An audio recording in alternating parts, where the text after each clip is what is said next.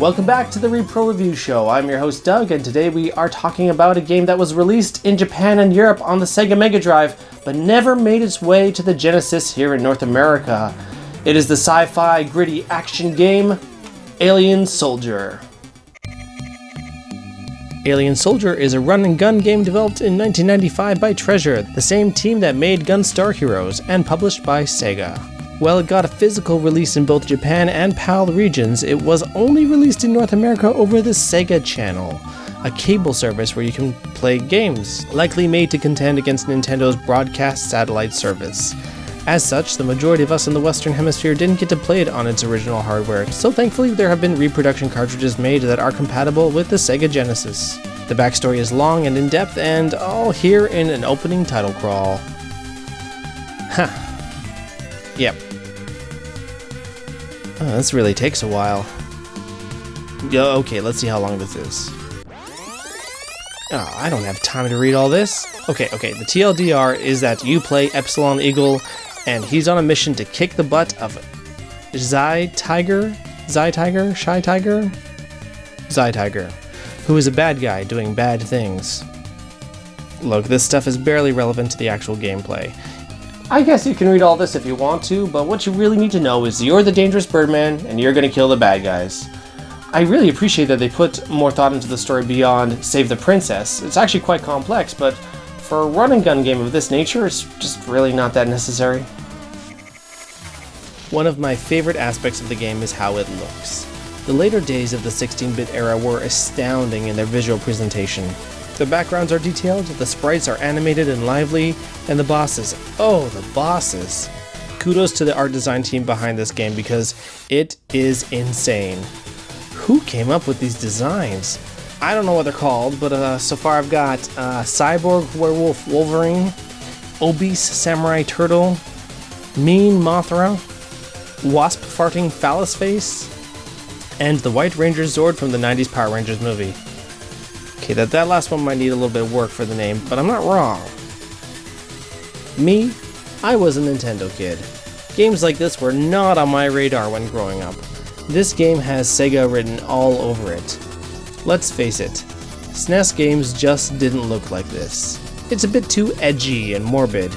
It's not graphically violent or explicit, it just dances that line. It's got a grit to it that rarely made it to Nintendo games. This is exactly the kind of game that young teens would see as a selling point for the Genesis over the SNES. It feels like a game for gamers. The music really uses that Genesis sound chip to perfect effect. The slightly tinny ding of the music adds a level of authenticity to that sci-fi B-movie soundtrack feel. It is decidedly unpolished, but there is an eeriness that comes as a result. It blends in well with the action and is even good enough to listen to separately, if you like retro video game music. And who doesn't? Alien Soldier is a fast-paced, run-and-gun adventure that plays more like a boss gauntlet than a standard side-scrolling level structure. The small enemy portions are short stopgaps, or you could even see them as recharge stations between the bosses.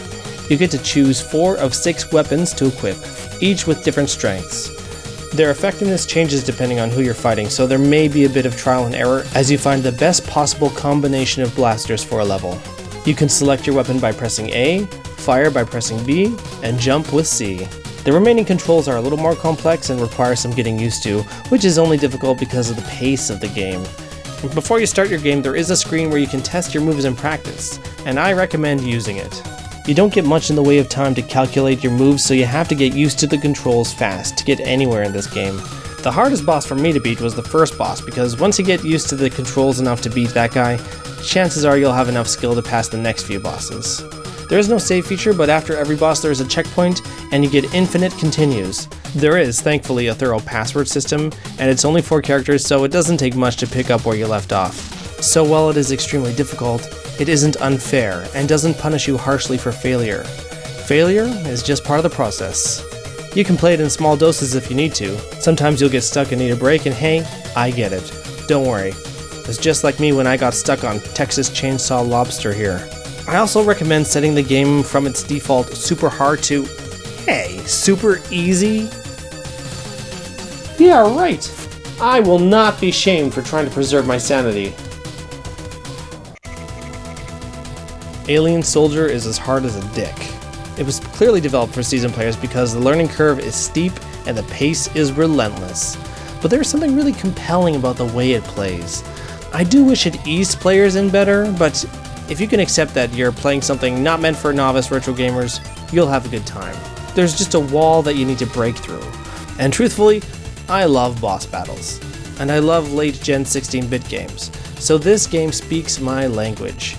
If I had to throw a reason out as to why Alien Soldier wasn't released as a cartridge officially in North America, I would guess it was to help sell the Sega channel, as exclusive titles would be one of the major benefits to subscribing to it. Also, the Sega 32X was already released, so there was a big push to sell that add-on, though most of us know how that story ends. Similarly, that was the year where the Sega Saturn was released, so there was already a push for the next generation of console. The quality of Alien Soldier is certainly not what was in question here.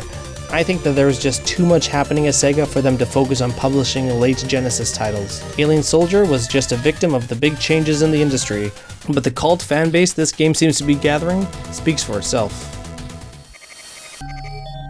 I didn't actually see any glitches that I can think of. As for nitpicks, if you look at it, there is a bit to pick at it, that opening crawl. The English is a little bit shaky, and right away, terror list. Yep. Whoopsie. Oh, and also, I feel like I'm going to need a little bit of resolution over that speedboat driving teddy bear guy. Poor guy. I really felt like we connected when I saved him from those lip puckering guys. You know, those guys. Ugh. Alien Soldier is a stellar Sega title, and it's a shame that it's only getting released through repro-cartridges, although you can find it on various compilations for later consoles. For fans of the run-and-gun genre, or even fans of the 16-bit era of gaming, this game serves as a challenging and exciting title for the Genesis.